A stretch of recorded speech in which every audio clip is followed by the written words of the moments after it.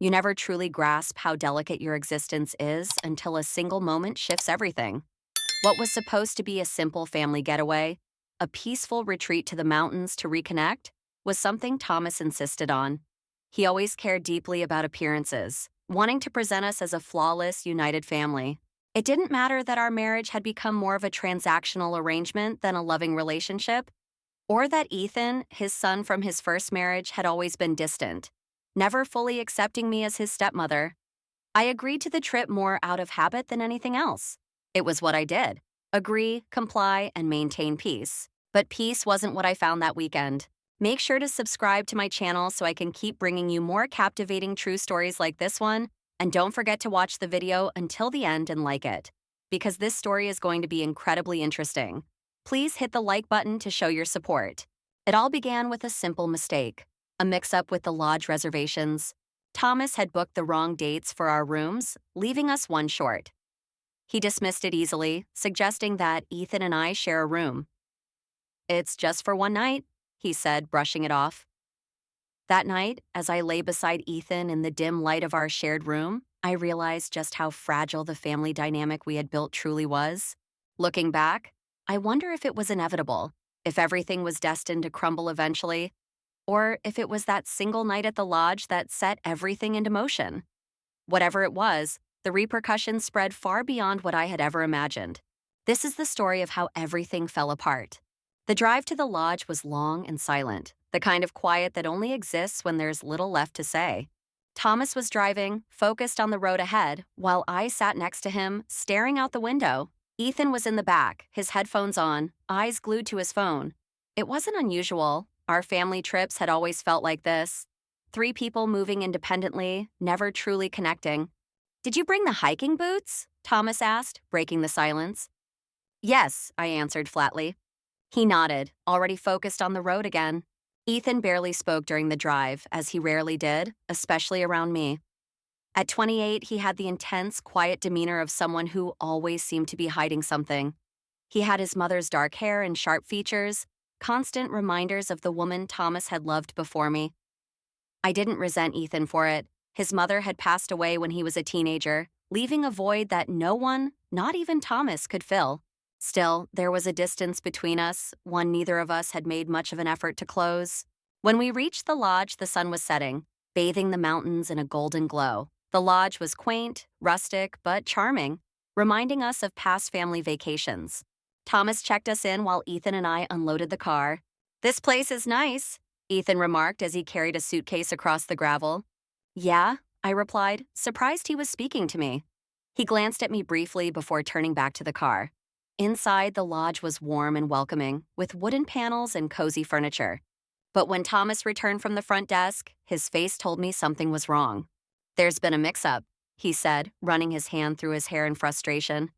"They only have 2 rooms available tonight. The third one won't be ready until tomorrow." I looked at him, realizing what this meant. "So what now?" I asked.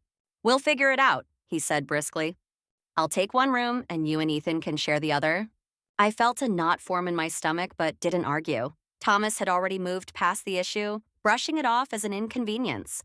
The room Ethan and I shared was small but cozy, with a queen-sized bed and a warm lamp casting a soft light over the quilt. The scent of pine filtered through the open window. "This is cozy," Ethan commented, his tone neutral as he set down his bag. I forced a smile. "It's just for one night." The awkwardness was immediate.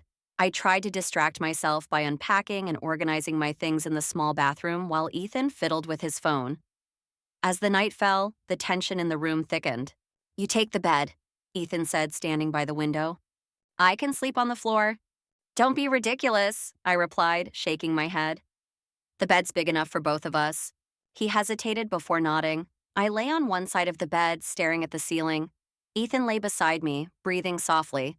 I tried to convince myself it was fine, that nothing would happen, but deep down, I knew better. That night, everything began to feel different.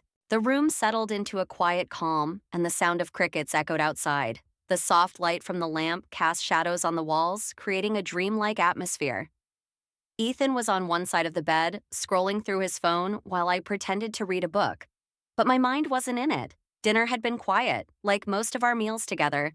Thomas talked about work, recounting stories, while Ethan and I nodded along, neither of us truly present. I couldn't pinpoint when the tension had started, but maybe it had always been there. An underlying current I had ignored for years. Now it was impossible to overlook. "You're not really reading that, are you?" Ethan asked suddenly, breaking the silence. "What makes you say that?" I asked, trying to sound casual. He smirked and set his phone down. "You've been on the same page for the last 20 minutes." I laughed softly, embarrassed. "You got me." Ethan shifted, and something about his body language felt more relaxed than I was used to. "What's on your mind?" I wasn't expecting the question.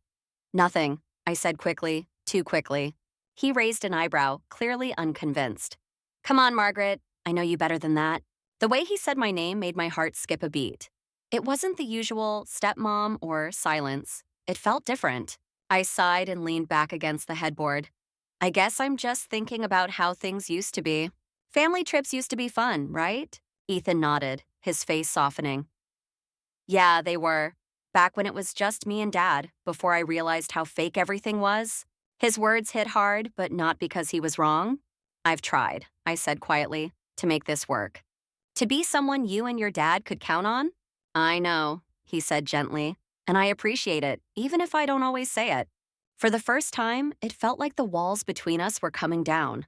We talked for hours, sharing frustrations about Thomas and recalling trips Ethan had taken with his mother. "She was the glue," Ethan said, his voice filled with nostalgia. "Dad always worked, but Mom made everything feel complete." I nodded, my heart heavy. "It's hard to live up to someone like that." "You don't have to," he said simply. We fell into a comfortable silence. I turned off the lamp, letting the moonlight spill into the room. My leg brushed against his. "Sorry," I murmured, quickly pulling away. "It's fine," he said, his voice calm, but the moment felt different. Every small movement he made seemed amplified, reminding me of how close we were. "Are you okay?" Ethan asked softly, breaking the silence. I hesitated, my throat dry. "I'm fine," I lied. "I don't think you are," he said, his voice softer now. Before I could answer, he shifted closer, his body warmth pressing against mine. I froze. "Ethan," I whispered. "Do you ever feel like you're pretending?" he asked suddenly, his tone raw. "Living a life that's not really yours, doing everything you're supposed to, but never feeling real?" His words struck a chord deep inside me. "Every day," I admitted. The words hung between us, raw and honest. And then it happened. It wasn't dramatic or planned. One moment we were talking in hushed voices, and the next, his hand brushed mine, and neither of us pulled away. "Is this okay?" he whispered. I should have said no. I should have gotten up and left the room, but instead I turned toward him, my heart racing. "Yes," I whispered. When it was over, we lay in silence. My mind was a whirlwind of confusion and guilt, but I couldn't bring myself to speak. "I'm sorry," Ethan said, his voice breaking the stillness. "Don't apologize," I replied quickly, my voice trembling. "It's fine." "I don't know what this means," he admitted. "Neither do I whispered, but deep down I knew what it meant. The next morning, I woke before Ethan, slipping out of bed as quietly as I could. The soft light of dawn filtered through the curtains, casting a warm, golden hue across the room. I dressed quickly, avoiding the mirror, and by the time Ethan stirred, I was sitting by the window, pretending to be absorbed in the view of the mountains. "Morning," he mumbled, his voice thick with sleep. "Morning," I replied, keeping my tone neutral. For a moment, he hesitated, as if he wanted to say more, but he simply nodded and went into the bathroom without another word. When we met Thomas in the dining room for breakfast, the tension between Ethan and me was palpable. Thomas, blissfully unaware, sipped his coffee and read the newspaper, occasionally commenting on the weather or our plans for the day. But I could feel Ethan's gaze on me, heavy and searching, and it took all my willpower not to meet his eyes. I told myself that the tension would ease, that the memory of the night before would fade and we'd return to normal. But as the day wore on, I began to understand that some things, once done, could never be undone. The drive back from the lodge was quiet. It wasn't the peaceful silence I had hoped for, but one filled with an uncomfortable weight, as though every unspoken word and thought was pressing in on us. Thomas was still oblivious to everything, humming and tapping his fingers on the steering wheel as he navigated the winding mountain roads. Ethan sat in the back seat, looking out the window, while I stared ahead, my hands tightly folded in my lap. I tried to focus on the scenery outside, the rolling hills, the forests, the golden light filtering through the trees. But my thoughts kept circling back to the previous night. Every detail was burned into my memory. Ethan's breathing, the way his hand had brushed mine. It felt unreal, like a dream, and yet the consequences of it all were clear and unavoidable. I risked a glance at Ethan in the rearview mirror. He looked calm, almost indifferent, but I noticed the tension in his jaw and how his fingers gripped the armrest a little too tightly. We were both avoiding each other's gaze, and I didn't know whether that was a relief or a punishment. When we finally pulled into the driveway, Thomas stretched, already making plans for the rest of the day. "I've got a meeting in a couple of hours," he announced. "But we should do something tonight. Maybe dinner at that new Italian place?" "Sure," I replied automatically, though the thought of a family dinner made my stomach churn. Ethan didn't say anything. He grabbed his bag from the trunk and walked into the house without a word. The rest of the afternoon was spent doing chores. I folded laundry, cleaned the kitchen, and reorganized the bookshelf in the living room. Anything to keep myself busy and distracted. But no matter how hard I tried, my thoughts kept drifting back to Ethan. I replayed our conversation from the night before, the way he had talked about feeling lost, about pretending to be someone he wasn't. I remembered the quiet understanding in his eyes, the kind I hadn't felt from anyone in years, certainly not from Thomas. The sound of footsteps on the stairs interrupted my thoughts. I looked up to see Ethan standing in the doorway, his hands shoved into the pockets of his jeans. "Hey," he said awkwardly. "Hey," I replied, my voice coming out more strained than I had intended. For a moment, neither of us spoke. Then he cleared his throat, glancing toward the kitchen. "I was just going to grab something to eat." "Of course," I said, stepping aside to let him pass. He brushed past me, and even though the contact was fleeting, it left me breathless. I kept myself occupied by tidying the counter while he sifted through the fridge, trying to ignore the way my heart raced each time he moved. Last night, he started speaking, his voice uncertain. I froze, my fingers gripping the dish towel tighter. "We don't have to talk about it," I quickly said. "Yes, we do," he replied firmly, closing the fridge and facing me. "We can't just act like it didn't happen." "Why not?" I retorted, my voice sharper than I intended. "That's exactly what we need to do. Pretend it didn't happen and move on." He looked at me for a long time, his face unreadable. "Is that really what you want?" "What I want doesn't matter," I answered, my voice trembling. Whatever this is, it can't happen again." "Why not?" he asked, pressing. "Is it because it's wrong, inconvenient, or because you're scared?" "Stop it," I snapped, turning away. He stepped closer, his voice softer now. "You don't have to keep pretending, Margaret. Not with me, please." "Ethan," I whispered, feeling the tightness in my chest. For a moment, I thought he might argue or push me further, but instead he sighed and stepped back, running his hand through his hair. "I'm sorry," he said quietly. "I didn't mean to make this harder for you." "It's already hard," I admitted, my voice barely above a whisper. He nodded, looking at me for a moment before turning and leaving the room. That evening, Thomas was in his usual upbeat mood, talking about work and future plans. Ethan and I both pretended to be engaged, nodding and smiling at the right times, but the tension was unbearable. At one point, Thomas turned to Ethan with a curious look. "You've been quiet today. Everything okay?" "Yeah," Ethan replied quickly, forcing a smile. "Just tired from the trip." Thomas nodded, seemingly content with the response, and continued eating. But I could feel Ethan's gaze on me, heavy and searching. It took all my willpower not to meet his eyes. Later that night, after Thomas had gone to bed, I found myself pacing the living room, my mind racing.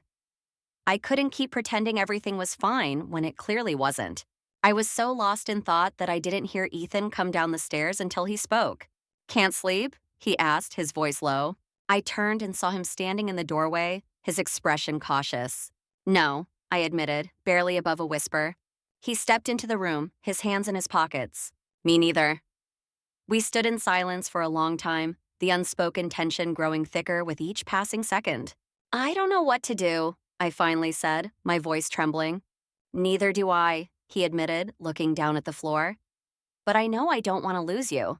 His words struck me like a physical blow, and my chest tightened. "Ethan, we can't—" "I know," he quickly interrupted, his voice pained. But that doesn't mean I can just forget about it, about you.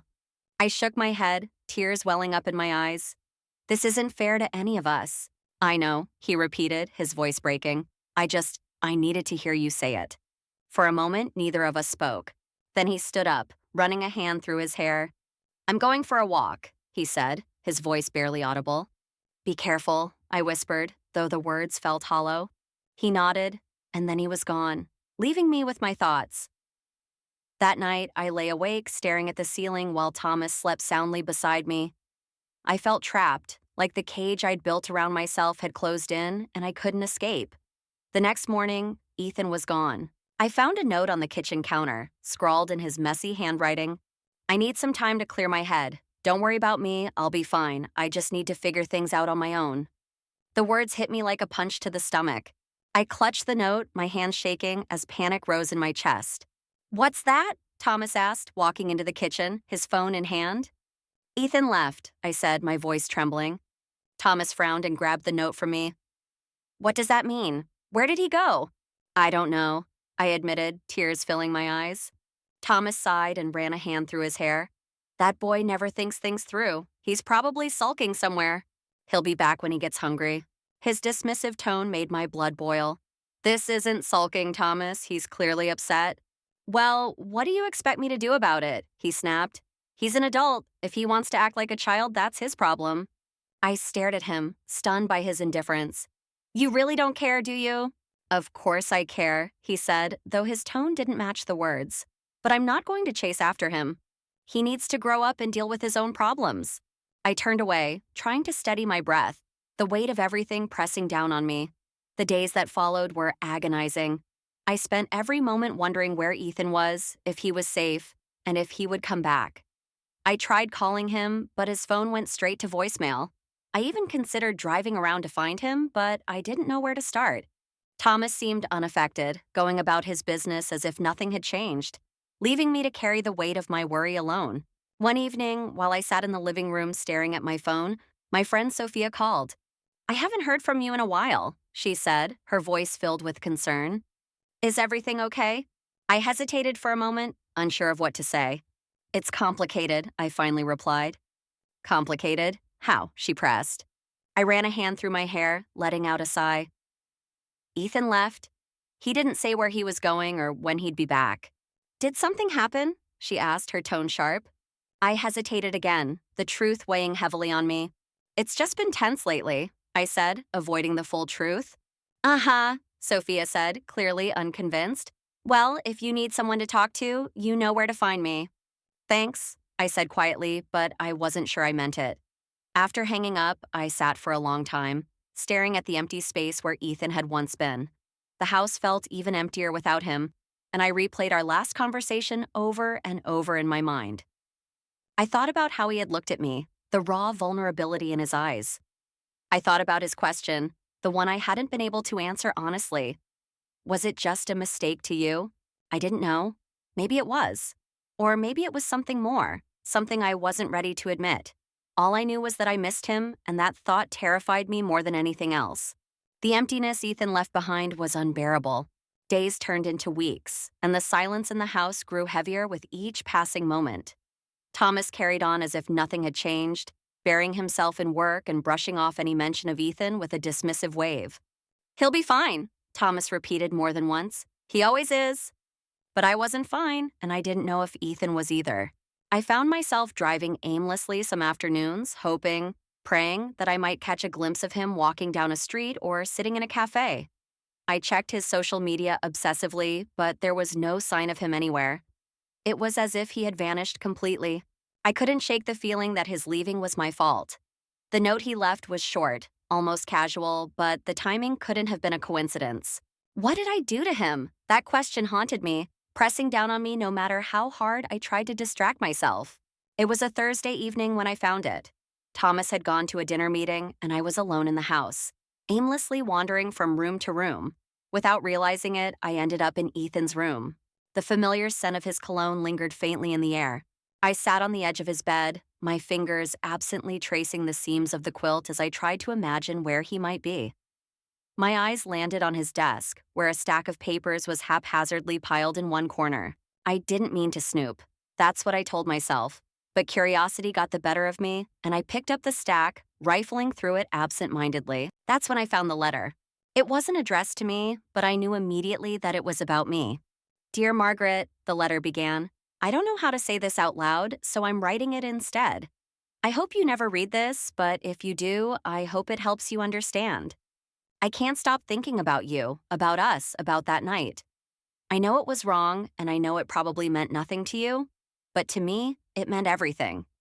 You make me feel seen, like I'm not just some failure or disappointment. You make me feel like I matter, and I don't know what to do with that. I've tried to let it go, but I can't, and I think that's why I have to leave. I'm sorry if I've made things harder for you. I never meant to, but I can't stay here anymore, not like this. Take care of yourself, Margaret. Always, Ethan. I read the letter 3 times, and with each reading, the weight of it sank deeper.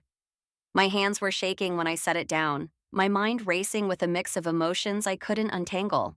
He had left because of me, because of what had happened, because of how I had handled it, or rather, how I hadn't handled it. I should have felt relief. He was gone, and with him, the temptation and the risk. But all I felt was a deep, aching emptiness, one that threatened to swallow me whole. Thomas came home late that night, his tie loosened and the smell of whiskey clinging to his clothes. He dropped his briefcase by the door and headed straight for the kitchen, pouring himself another drink without a word. I followed him, clutching the letter in my hand. Thomas, I began, my voice trembling. He turned to look at me with tired eyes. What is it, Margaret? I need to talk to you, I said, tightening my grip on the letter. He sighed, setting his glass down. Can it wait? I've had a long day. I surprised myself by speaking firmly. No, it can't wait. He frowned, crossing his arms over his chest. Fine, what's so important? I hesitated, the words sticking in my throat. I couldn't bring myself to tell him everything, not yet. Instead, I handed him the letter. What's this? He asked, taking it from me. Just read it, I whispered. He unfolded the letter, his eyes scanning the words. His expression shifted from confusion to anger and then to something darker. What the hell is this? He demanded, his voice low and dangerous. It's from Ethan, I whispered. No kidding, he snapped, holding up the letter. What the hell does he mean by this? What happened, Margaret? I felt the weight of his anger, his disbelief closing in on me. Thomas, What did you do? He shouted, his voice echoing in the kitchen. I didn't mean for it to happen, I said, tears flowing. It was a mistake. A mistake? He repeated venomously. You call that a mistake? I couldn't respond. The weight of his anger was too much to bear. Thomas left that night, slamming the door so hard it echoed through the house. I sat on the kitchen floor for hours, staring at the letter crumpled in my hands. I wanted to scream, cry, run away, and never look back. But I couldn't move. The next morning, I forced myself to get up. The house felt impossibly quiet, the absence of both Thomas and Ethan filling the space with a heaviness I couldn't escape.